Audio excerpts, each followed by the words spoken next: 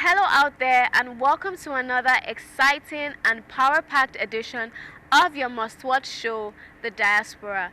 And on today's edition, we bring you an extensive and detailed report of President Muhammadu Buhari's exciting meeting with a select group of Nigerian leaders in the UK, which was on the sidelines of the Nigerian-UK summit. And of course, the Nigerian-born boxer Anthony Joshua was the cynosure of all eyes at the event. We got a distress call from a Nigerian citizen in Kenya. We got in touch with our embassy there. We were able to verify the news. And as usual, NIDCOM was able to offer a helping hand to not just him, but others in a similar situation. I bet you would want to know how this story panned out. I am Koinsola Adetumbi. Please stay tuned.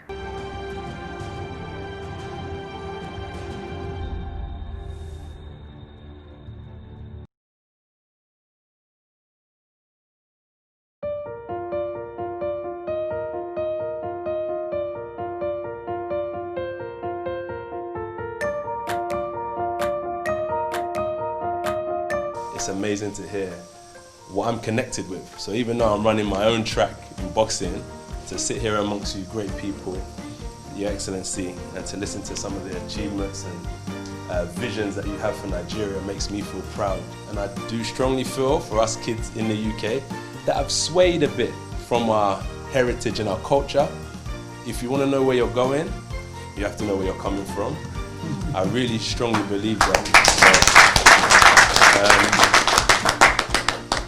As you guys said, if there's anything that us youth, because I can connect with a lot of the youth from here to Nigeria to America to even countries that don't even involve our culture, but they have respect for us. If there's anything that you guys need me for, I'll stand up for Nigeria, for sure. There's no doubt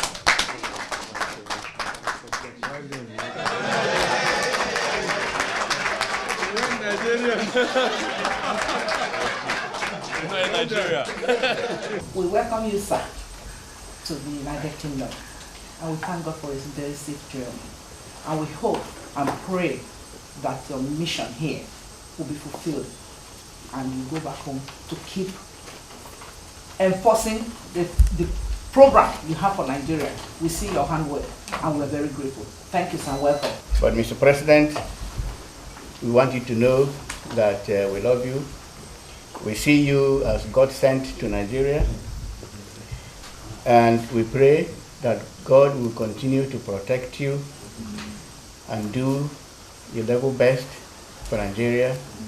We know you mean well for Nigeria, and God Allah would ensure we'll see you through, and hopefully by the time you leave office, it will be difficult to go back to our old days. It's a Herculean task to bring the Nigerian project together, and you're doing a wonderful job. You're very welcome. Lastly, I would just like to mention that those in the United Kingdom have a craving for something like this. We are very much ready to work with you. We have the expats here, we do a wonderful job here, and we're paid for it, and the UK government are happy to have us. So why can't we do it for our country? So all the experts you have are here. So please, by all means, if you needed anything, anytime, our sister is here, High Commissioner is here, please get in touch with us, and we will work with you diligently. You are turning the country around. And if we listen to you, things are going to be better. In 1950-55, Godwin Churchill became president as a non-military man. This is the similarity. Our president has turned around. Today become the president of Nigeria, not as military again, but as a civilian president. And what you have been doing has been wonderful. Please, like Churchill said, don't let the bastards, in quote, grind you down. We love you. We support you.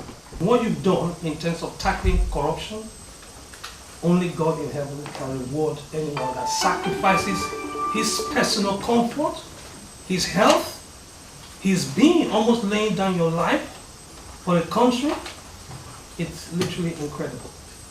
And if I had the president to give you I was giving you pair of earplugs. You put them in your ear and you forget about the criticism.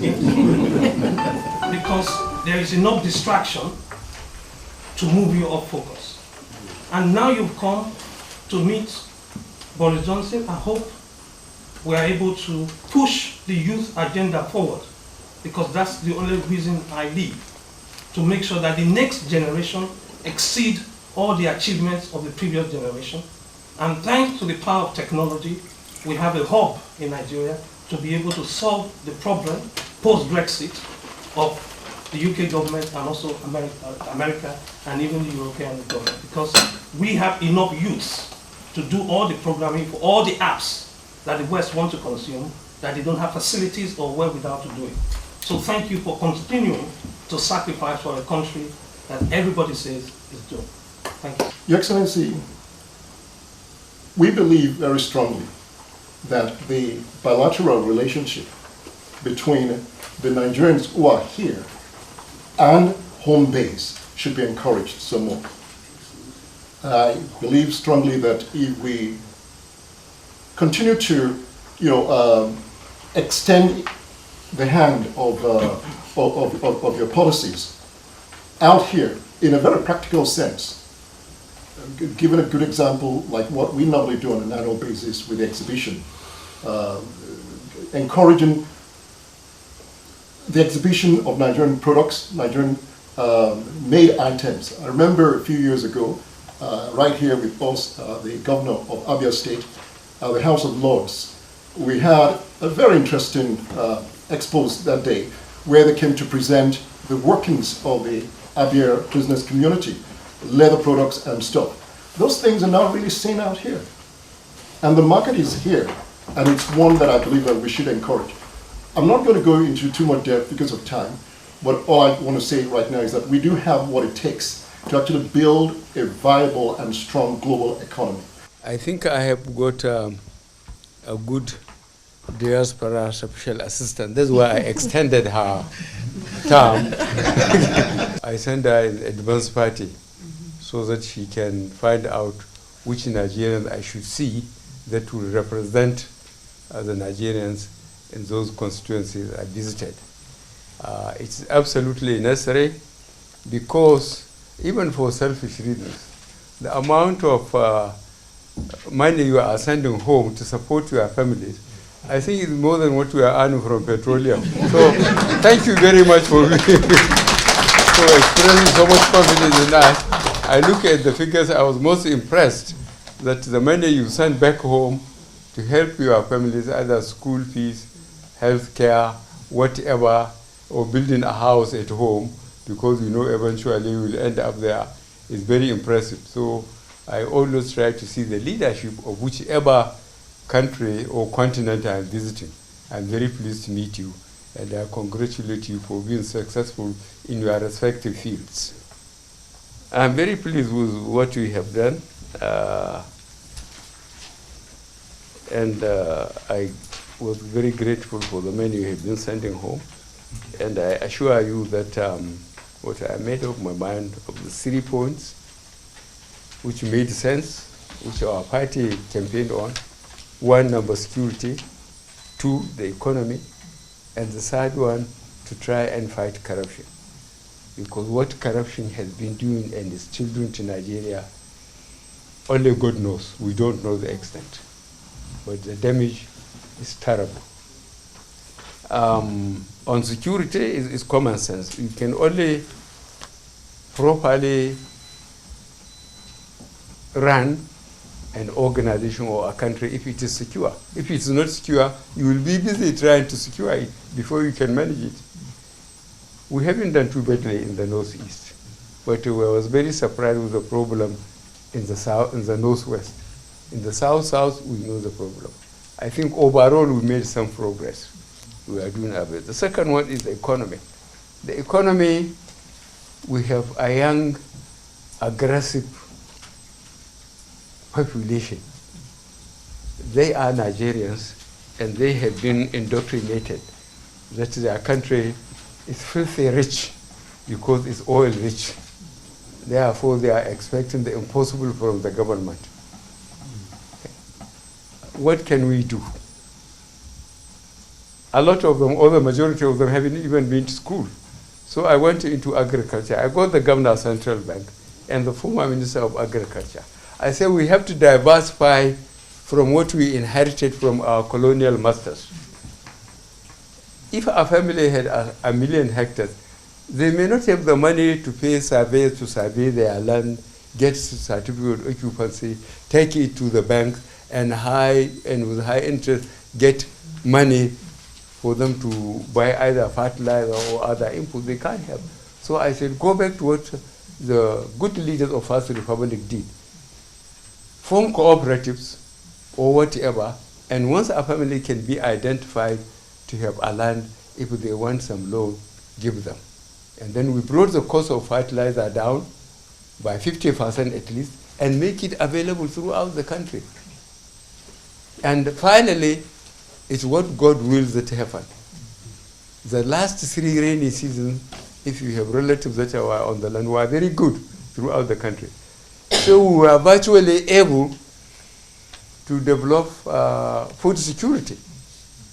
And when we closed the border by accident, my aim of closing the border is not to punish my neighbors, but to take stock of what we need to do economically and security-wise, to stop coming drugs, to stop coming arms, among others, to be in charge of our country. We found out the farmers were celebrating and were asking me to keep the borders closed. Because they go back to the land, we are lucky, the 3 rainy seasons were good. And in fact, I warned the governor of Central Bank. I said, if he gave a cent to anybody importing food, me and him, we can produce what we eat, and that we are doing in Nigeria, and we don't regret it. We are saving hundreds of millions of dollars, for importing food. Some of it I know is fraudulent. So the economy, agriculture has contributed. What we achieved in agriculture is virtually more than any field. And the important thing, it covers including security.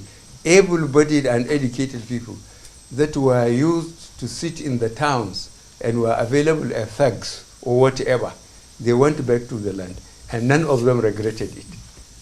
They went back to the land, they grew food, and now they are living a respectful life. So agriculture, number one, helps us in the economy.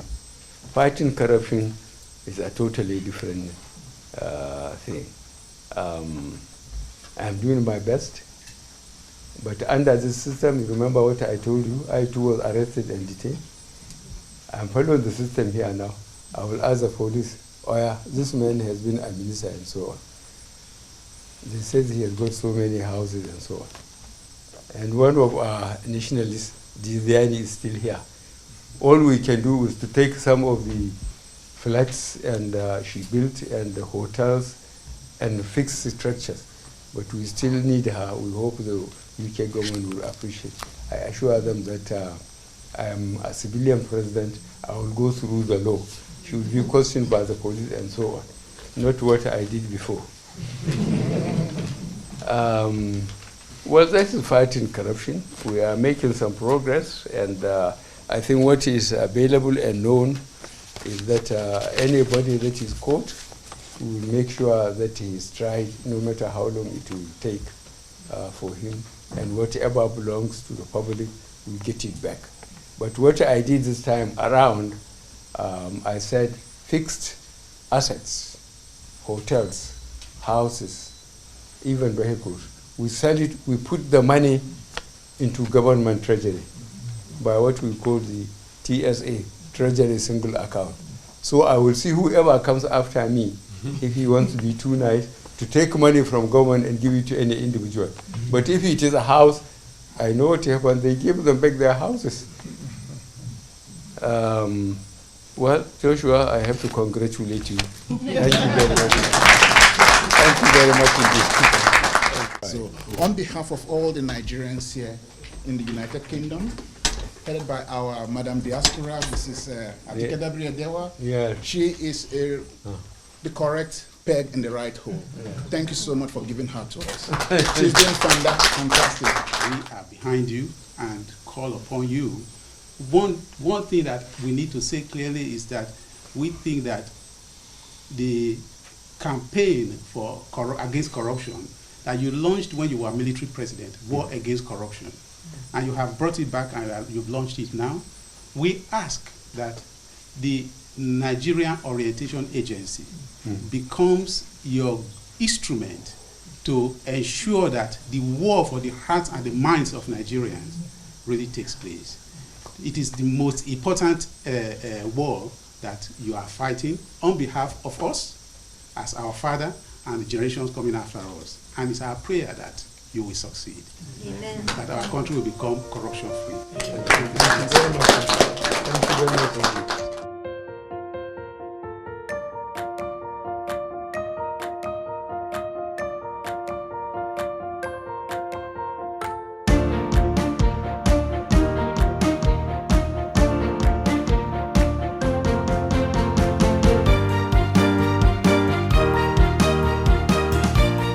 The president is helping with social investment programs to ensure that a lot of Nigerians are brought out from poverty. And also, if you look at the transportation sector, you see the railway systems coming on now. If you look at infrastructural development, the president is doing a lot, and all Nigerians, irrespective of tribe, irrespective of religion, must unite to support this president so that he can lead us to the greatness that we all desire and deserve. Wherever you are as a Nigerian, Mr. President has said your welfare matters to him and to the whole country. So I'm glad it was also another successful event. And Nigerians, wherever you are, be proud of your country. Let's work together. We have our challenges, but you know what? We could be the greatest country on earth, with all hands on deck. So for me, we continue to pass the message and continue to, be proud of our country and do our best to make it a greater country.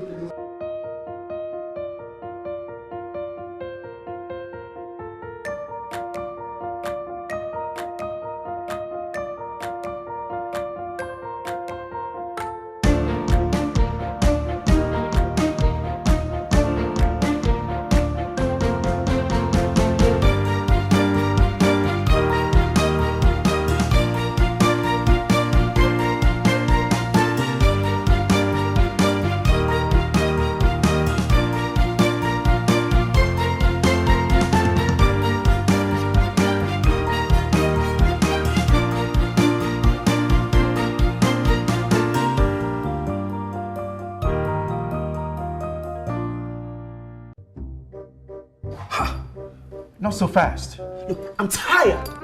I want to check out of this country for greener pastures. Just calm down for a moment. Please sit down. Do you have a job where you're going to? No, but someone is arranging, Listen, Alinko. Checking out of this country without proper planning means one thing. Unimaginable begin. I've been in the diaspora, but legitimately doing great things at home and abroad. As I've been saying, without the proper footing abroad, the risk is not worth it. Listen, Alinko, it's better to be home than be trapped abroad, or even end up in prison.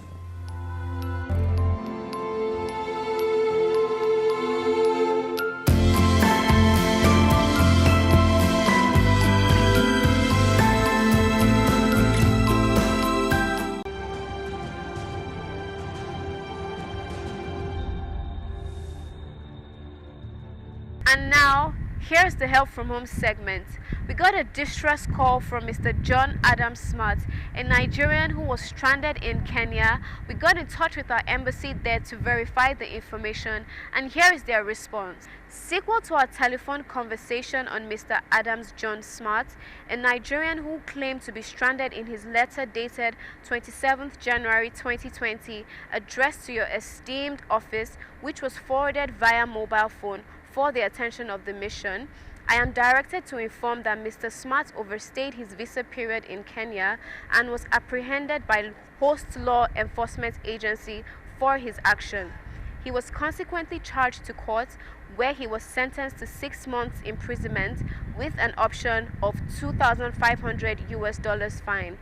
but opted to serve the prison term, perhaps due to his financial incapacitation. Furthermore, Mr. Smart completed his sentence on the 27th of December 2019, but could not procure his ticket for his imminent deportation from Kenya, as host government is not ready to purchase his traveling ticket to Nigeria. The cost of one-way ticket as inquired per person, Kenya Airways to Lagos, is about $600, while Ethiopia Airlines to Abuja is also $600.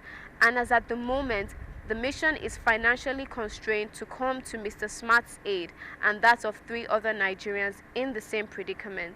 As typical of NIDCOM, we were able to investigate the matter and we discovered not 1, not 2, not even 3, but 4 Nigerians who were in a similar situation. It's a long story, which we will conclude next week. But the good news is that they are on their way back home, but with a big caveat. I guess that's another good reason to see you next week. Not so fast. Look, I'm tired. I want to check out of this country for greener pastures. Just calm down for a moment. Please sit down. Do you have a job where you're going to? No, but someone is arranging, Listen, Alinko. Checking out of this country without proper planning means one thing. Unimaginable begin. I've been in the diaspora, but legitimately doing great things at home and abroad. As I've been saying, without the proper footing abroad, the risk is not worth it. Listen, Alinko, it's better to be home than be trapped abroad, or even end up in prison.